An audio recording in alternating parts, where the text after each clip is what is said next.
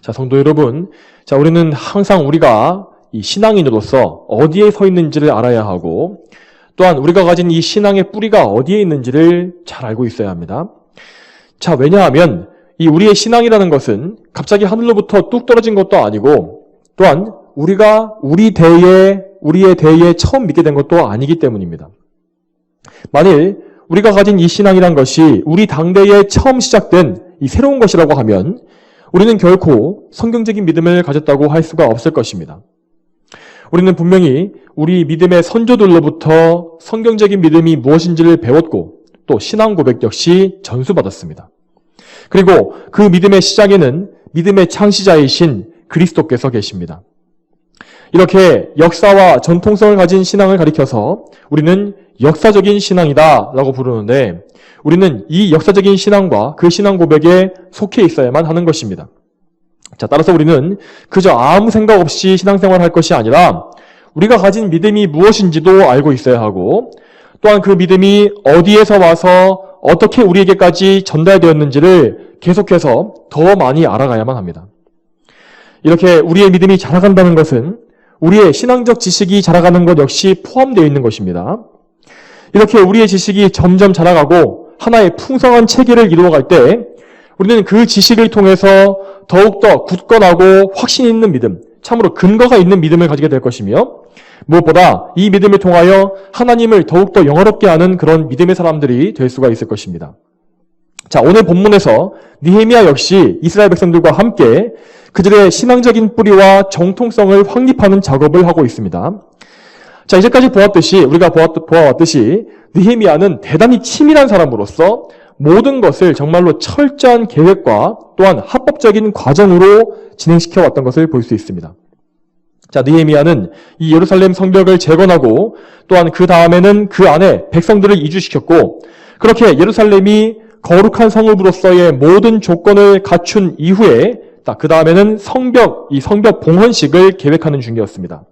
자, 그리고 그렇게 성벽을 하나님께 바치는 것, 이 봉헌하기에 앞서서 또 하나의 과정을 거기에 거치고 있는데 자, 그 과정이 오늘 본문인 느헤미야 12장 1절부터 26절까지 나와 있는 이 제사장들과 레위 사람들의 계보를 확정하는 이 일이었습니다.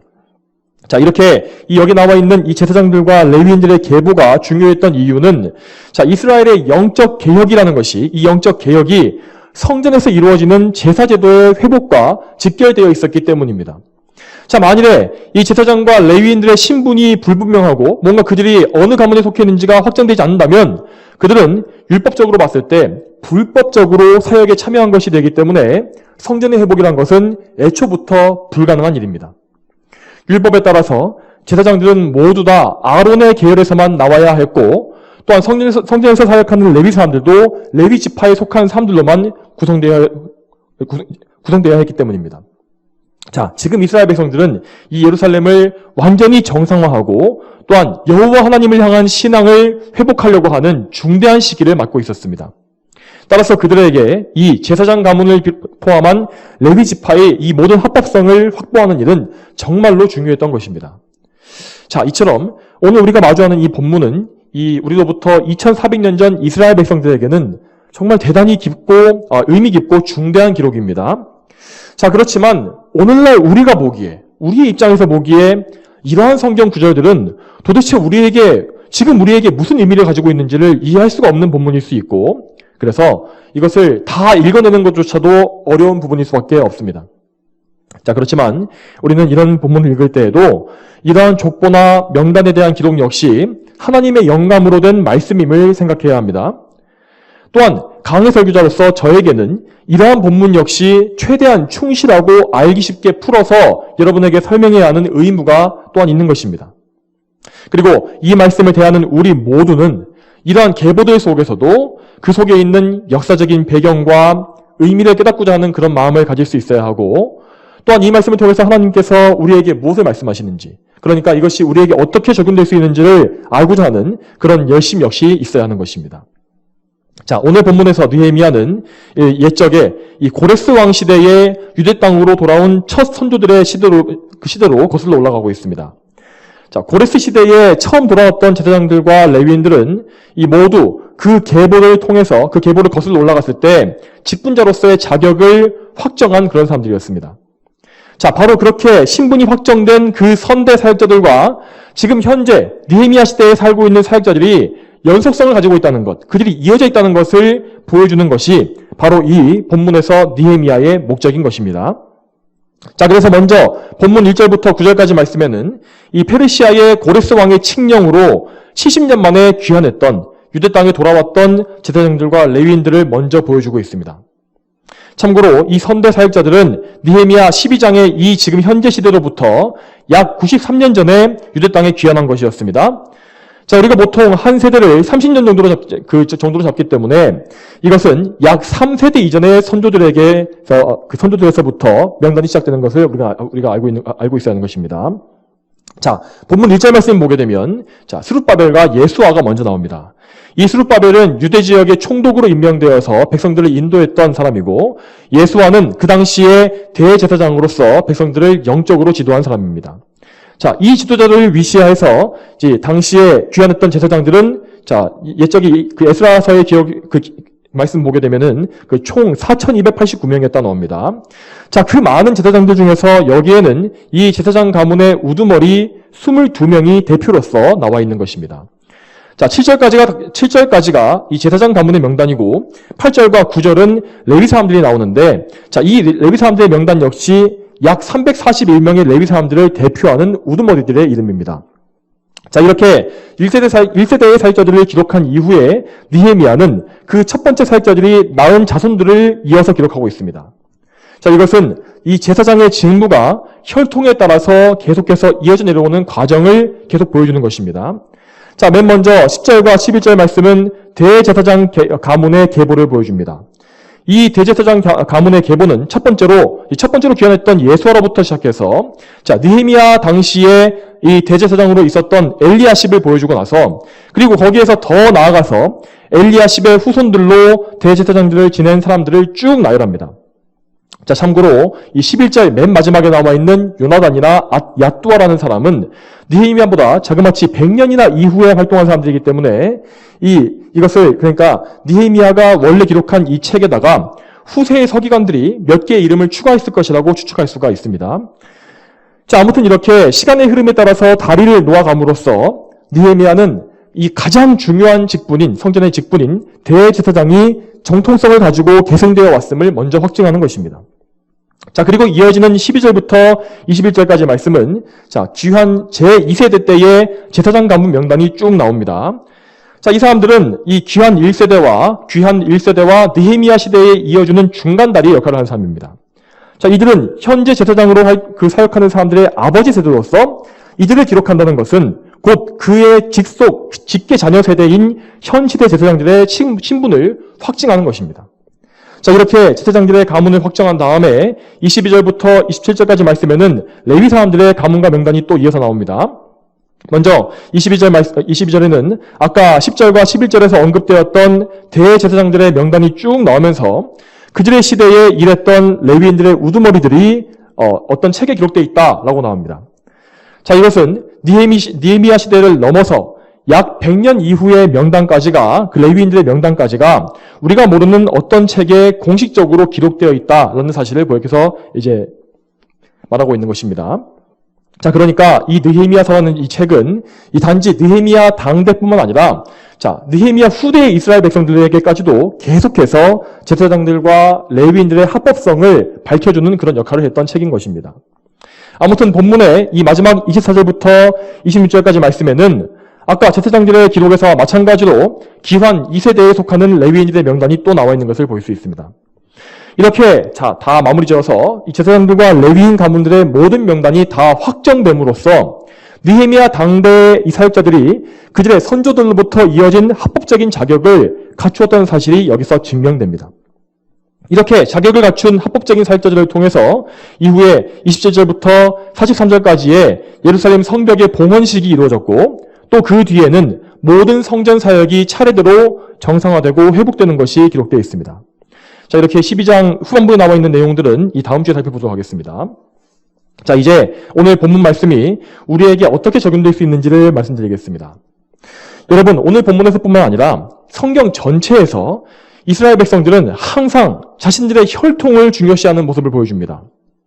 그들은 현 시대를 살고 있는 그 자신들이 하나님의 선민인 그들의 조상들과 연속성을 가지고 있다는 사실을 밝히기 위해서 언제나 많은 노력을 기울여 왔습니다. 왜 그렇습니까? 그들은 하나님께서 택하신 아브라함, 그 믿음의 조상인 아브라함에서부터 이어진 참된 신앙이 자신들에게도 똑같이 이어져야만 한다는 사실을 알고 있었던 것입니다. 만일 그들이 조상들과 관계가 없고 단절되어 있는 뭔가 새로운 신앙을 주장했다면 그들은 하나님과 관계가 없는 것이고 절대 영적으로 생존할 수가 없었을 것입니다. 자, 이제 신약 시대를 살고 있는 우리는 우리의 신앙을 지키기 위해서 또 우리의 신앙을 찾기 위해서 구약의 이스라엘 백성들과 같이 혈통을 따질 필요는 없습니다. 우리에게는 육적인 혈통이 필요가 없습니다. 우리는 예수님께서 세우신 교회에 접붙여진 사람들이고, 자, 원래는 이방인들이었지만은 예수님 안에 은혜로 들어오게 된 것입니다. 신약 시대에는 이처럼 온 나라와 민족 중에서, 자, 유대 백성 외에도 모든 나라와 민족 중에서 부르심 받은 사람들이 예수님께 나오게 되었습니다. 이 부르심은 혈통을 통한 것이 아니라 하나님의 영원전 선택에 의한 것입니다. 예수 그리스도의 복음의 시작을 선포하고 있는 요한복음 1장 말씀은 이렇게 말하고 있습니다. 누구든지 그분을 영접하는 자들, 곧 그분의 이름을 믿는 자들에게는 하나님의 자녀가 되는 권세를 주셨으니 그들은 혈통에서나 육체의 뜻에서나 사람의 뜻에서 나지 않고 하나님께로서 난 자들이다. 자, 예수 그리스도를 믿음으로 구원받는 우리는 하나님께로부터 난 자라고 하였습니다. 하나님의 영이신 성령께서 우리를 거듭나게 하심으로써 우리는 새로운 영적인 출생을 경험했고, 그래서 하나님께 속한 자들이 된 것입니다. 그러므로 우리가 영적으로 어디에 속했는지를 확실하게 확증할 수 있어야 한다는 것입니다. 자, 예수 그리스도를 믿어서 그분을 구주로 영접한 자들은 모두 다 하나님의 자녀가 된다고 하지 않았습니까? 자, 우리가 하나님의 자녀라는 이 사실은 두 가지로 확증할 수가 있습니다. 자, 먼저는 우리 자신에게 믿음의 증거가 있어야 합니다. 우리는 우리의 외적인 신앙 고백, 우리의 입으로서 하는 이 신앙 고백을 통하여서 우리의 믿음을 또 증명할 수 있고, 또한 그런 외적인 신앙 고백 그 외에도 내적으로도 믿음을 가지고 있어야 합니다. 성령으로 거듭난 사람은 예수 그리스도를 구원자요 왕으로 믿는 믿음을 그 안에 가지고 있으며, 이 믿음으로 인해서 우리는 우리의 구원이 나의 생명이신 예수님께 있다는 사실을 믿습니다. 또한 여러분, 우리에게는 우리 자신의 증거만 있어서는 안 될 것입니다. 우리에게는 성령의 증거가 반드시 있어야 합니다. 이 성령의 증거는 우리 안에 내주하시는 성령께서 우리의 영혼과 더불어 우리가 하나님의 자녀임을 증언해 주시는 것입니다. 로마서 8장 16절 말씀에 성령께서 친히 우리 영으로 더불어 우리가 하나님의 자녀인 것을 증언하신다라고 하신 말씀이 이 성령의 증거를 말하고 있는 것입니다. 여러분, 우리 참된 성도는 우리 안에 성령께서 내주하심을 영적으로 감각할 수가 있습니다. 성령께서 우리의 영혼을 조명해 주셔서 말씀을 깨닫게 하시는 것, 그리고 우리에게 기도를 가르쳐 주시는 것, 그리고 우리를 항상 영적으로 늘 보호하시고 인도하시는 모든 것들, 그런 삶의 모든 과정을 통해서 우리는 성령님의 내주하심과 우리와 함께 하시는 그 사실을 알 수 있는 것입니다. 자, 이러한 외적인 증거와 내적인 모든 증거를 통해서 우리는 우리 자신이 하나님의 자녀임을 확신할 수가 있는 것입니다. 그리고 이렇게 확실한 하나님의 자녀의 신분을 가진 사람은 자신의 변화된 신분에 합당한 열매들, 그 자녀로서의 결과들을 맺게 되어 있습니다. 자, 성도들은 예수 그리스도를 통해서 하나님과 화목함을 누리게 되기 때문에 하나님을 사랑하는 마음을 가지게 됩니다. 여러분, 이 하나님을 사랑한다는 것은 불신자로서는 도저히 할 수가 없는 일입니다. 죄인들은 하나님과 원수가 되었기 때문에 하나님을 두려워하고 미워하는 마음을 가지고 있습니다. 그러나 반대로 하나님의 자녀는 이제 하나님의 자녀로서 자신의 하늘 아버지를 지극히 사랑하게 됩니다. 그는 그 사랑 때문에 이 세상을 사랑하지 않고 하나님을 사랑하는 데 방해되는 모든 것들을 과감히 끊어버릴 수 있는 사람입니다. 또한 그는 아버지께 순종하기 위해서 이 세상을 거스르며 또한 영원한 하늘아버지의 나라에 들어가기까지 그 아버지께 기쁨을 드리기 위해서 온 마음과 온 힘을 다 쓰게 되는 것입니다. 또한 여러분, 죄송합니다. 또한 여러분, 이 하나님의 자녀들은 모두 다 그리스도와 함께한 상속자로 택함받은 것이기 때문에 이 하늘나라를 상속받을 영광을 생각하면서 이 세상에서의 고난을 참을 수 있게 되는 것입니다. 로마서 8장 17절에 말씀하시기를 자녀이면 또한 상속자요 그리스도와 함께한 상속자이니 우리가 그분과 함께 영광을 받기 위하여 고난도 함께 받아야 할 것이다 라고 하셨습니다. 자, 여러분, 우리의 주인 되신 예수 그리스도께서 우리를 구원하시기 위하여 우리보다 앞서서 많은 고난을 당하셨습니다. 또한 그렇기 때문에 그리스도의 종인 우리들은 곧 그리스도와 연합된 자들로서 모든 것을 그리스도와 함께하며 그분께 순종하는 것이 마땅합니다. 우리 모두는 그래서 장차 그리스도와 함께 영광을 받기 위해 기꺼이 그분의 고난에도 기꺼이 동참할 수 있는 그런 믿음을 가져야 한다는 것입니다. 여기까지 말씀드린 것을 다 좀 정리해보자면 우리는 하나님의 자녀된 증거와 그 열매를 통해서 우리가 하나님께 속했음을 확증할 수가 있는 것입니다. 오늘 본문에서 이스라엘 백성들이 이 제사장과 레위인의 계보를 확인했듯이 우리는 이러한 우리의 증거들을 통하여 우리의 영적인 소속이 어디에 있는지를 확인할 수가 있습니다. 자, 여기에 더해서 우리는 우리가 믿는 바가 무엇인지를 또한 명확히 해야 합니다. 즉, 우리 신앙의 내용, 이것이 우리가 가진 믿음이 역사적으로 근거가 있는 정통 신앙인지에 대해서 항상 우리는 확인하고 확신할 수 있어야 한다는 것입니다. 먼저 가장 근원으로 올라가게 되면 우리 믿음의 조상은 아브라함입니다. 자, 유대인들은 육적으로 아브라함의 자손들이었지만 우리 성도들은 영적인 측면에서 아브라함의 자손들이라 불립니다. 갈라디아서 3장 29절 말씀에 너희가 그리스도께 속한 자이면 아브라함의 자손이고 약속에 의한 상속자이다 라고 말한 것이 바로 그 증거 말씀입니다. 그리고 성경은 분명히 말씀하기를 아브라함이 율법에 의해서가 아니라 믿음으로 구원을 얻었다 라고 말하고 있습니다. 창세기 15장 6절 말씀에 이렇게 나와 있습니다. 아브라함이 여호와를 믿으니 여호와께서 이것을 그의 의로 여기셨다 하셨으며 또한 우리에게도 역시 동일하게 의인은 믿음으로 살 것이다 라고 하십니다. 즉 아브라함과 우리는 동일하게 예수 그리스도를 구주로 믿는 믿음으로 구원을 얻는다는 것입니다. 이 아브라함의 믿음은 이삭과 야곱으로 이어졌고 또한 야곱의 12아들과 그 후손 이스라엘 백성들로 이어졌습니다. 모든 이스라엘 백성들이 다 구원받는 것은 아니었지만 이스라엘 자손 중에서는 참으로 아브라함과 같이 믿음으로 구원받은 참된 이스라엘 사람들이 항상 존재했습니다. 대표적으로 모세와 여호수아, 사무엘과 다윗, 느헤미야 같은 이런 믿음의 사람들이 늘 그들 가운데 있어왔고 그런 사람들에 의해서 이 믿음은 시대를 넘어서 이 세월을 계속해서 거치면서도 계속해서 전승되어 왔던 것입니다.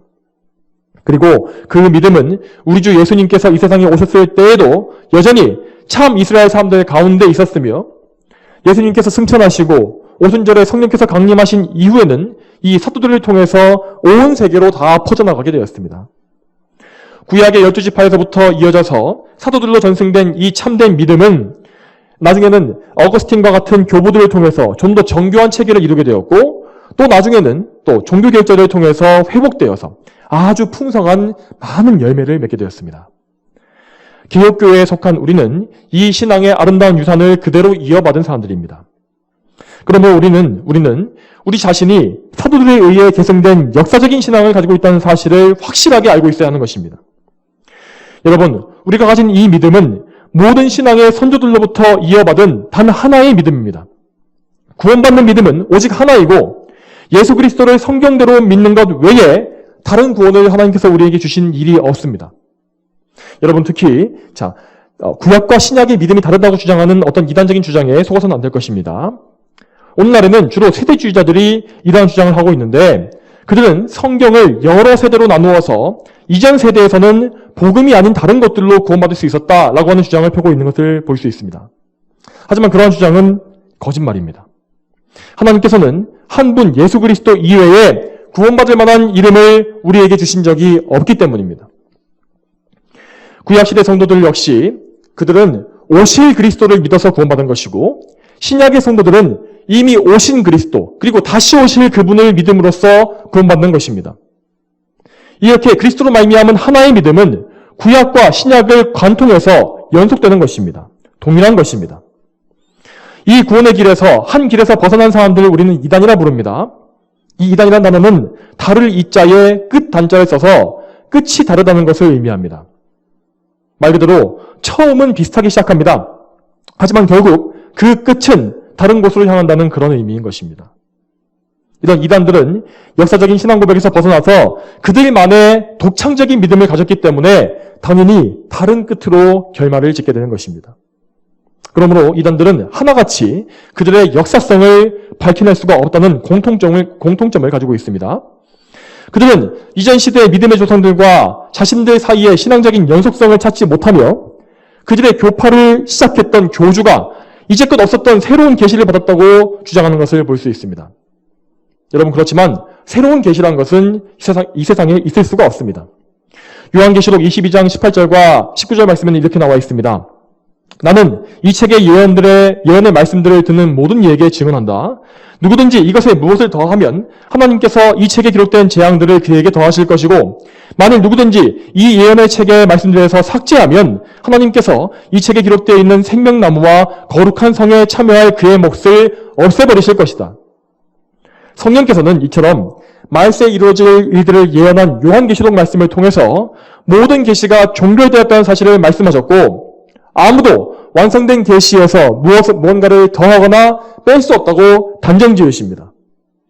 그러므로 우리에게 요한계시록 이후 새로운 계시란 있을 수 없는 것이며, 계시의 완성 이후에는 하나님의 섭리 가운데 이 계시의 해석, 새로운 계시가 아니라 이 완성된 계시의 해석이 점진적으로 열려가면서 바른 교리와 신학이 형성되어 왔던 것입니다.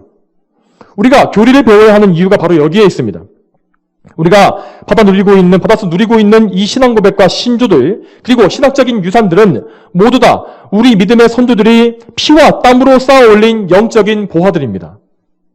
우리는 구약에서 시작되어 사도들과 종교기업자들이 단단하게 다져온 신앙의 기초, 그 기초 위에 딛고 서 있는 것입니다.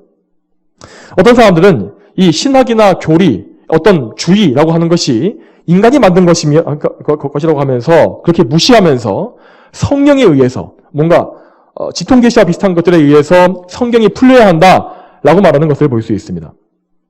그렇지만 그들은 이 정통신학과 교리라는 것 자체가, 그것이 형성된 것 자체가 성령님의 역사라는 사실을 전혀 깨닫지 못하는 것입니다. 신학과 교리가 인간이 만든 것이라는 그런 해석은 오랜 시간 끊임없이 성도들을 인도해 오셨던, 대를 이어서 끊임없이 그들을 인내하시고 인도하신 성령님의 그런 놀라운 사역을 간과하는 위험한 발상인 것입니다.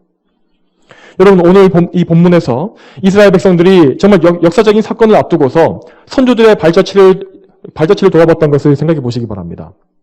물론 그들은 1차적으로 이 자신들의 사역자들의 자격을 확고히 하려는 목적을 가지고 있었습니다.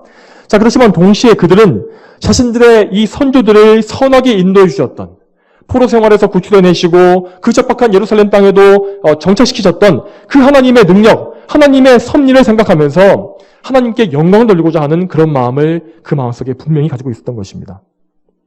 이와 같이 우리는 우리의 옛 신앙 선조들의 발자취를 돌아보고 그 유산을 계승함으로써 하나님께 영광을 돌리는 참된 역사적인 신앙을 굳게 붙잡을 수가 있는 것입니다. 여러분, 지금 우리는 이 교회에서 역사적인 정통성을 가진 개혁신앙을 추구하고 있습니다. 그런데 많은 사람들이 이 신앙체계를 미워하고 공격해왔고, 오늘날에도 마찬가지입니다. 오늘날에도 이 개혁신학 체제처럼 많은 공격과 미움받고 있는 그런 신학체계가 없습니다. 그렇지만 오늘날 우리가 칼빈주의 혹은 개혁주의라 부르는 이 정통 신학체계는 결코 칼빈의 개인적 창작물이 아니라 사도들 역시 성경에서 공통적으로 주장하는 그런 교리입니다.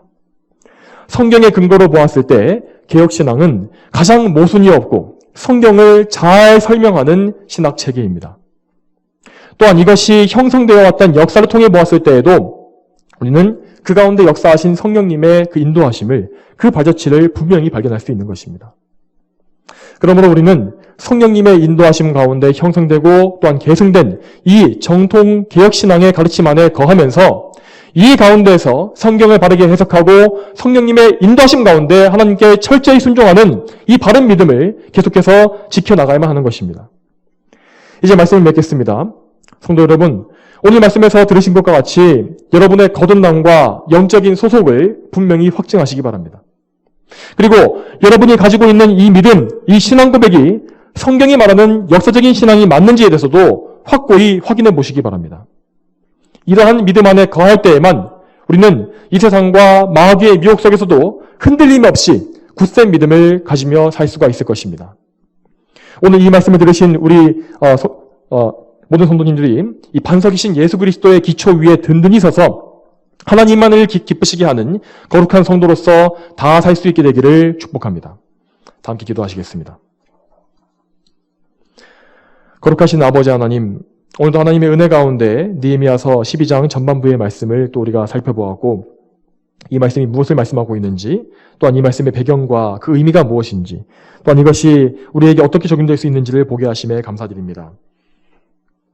하나님 아버지, 저희는 참으로 정말 아무것도 한 것이 없이 예수 그리스도의 은혜로 그 공로로 구원받았고, 또한 우리 선조들이 자신의 목숨을 바치고 피와 땀을 흘려 만들어왔던 이 모든 신앙의 유산을 정말 값없이 받고 있습니다. 하나님, 이렇게 좋은 시대에 살면서 우리가 이 모든 신앙 유산을 제대로 활용하지 못하고 이것을 저버리고 정말 믿음의 곁길로 가게 된다면 우리가 앞으로 예수님 앞에 섰을 때에 얼마나 많은 책망을 받겠습니까?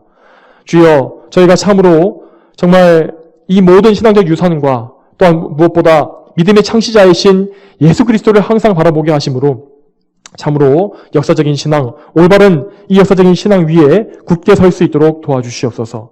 참으로 이 세상은 마귀의 미혹이 가득하며 참으로 거짓 가르침과 교훈이 가득한 그런 세대입니다. 주여, 이런 가운데서 저희가 정말 이런 풍부한 신앙 유산을 받아 누리고 있는 만큼 더욱더 이것을 굳게 붙잡음으로 말미암아 또 성령님의 도우심으로 말미암아서 이 미혹 가득한 세상을 잘 이겨낼 수 있도록 주여 도와주시옵소서. 감사드리며 예수님의 이름으로 기도 올립니다. 아멘.